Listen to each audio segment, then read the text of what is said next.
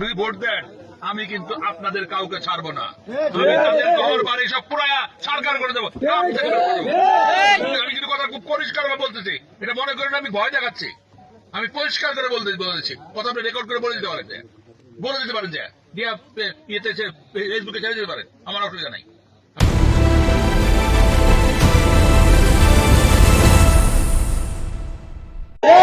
ক্ষমতায় বিএনপি থাকে আর যদি আপনারা অন্য দলকে ভোট দেন, আমি কিন্তু আপনাদের কাউকে ছাড়বো না।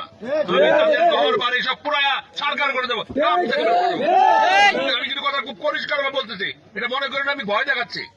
আমি পরিষ্কার করে বলেছি, কথা আপনি রেকর্ড করে বলে দিতে পারেন, যে দিয়া ইয়েতে ফেসবুকে ছেড়ে দিতে পারেন, আমার অসুবিধা নাই।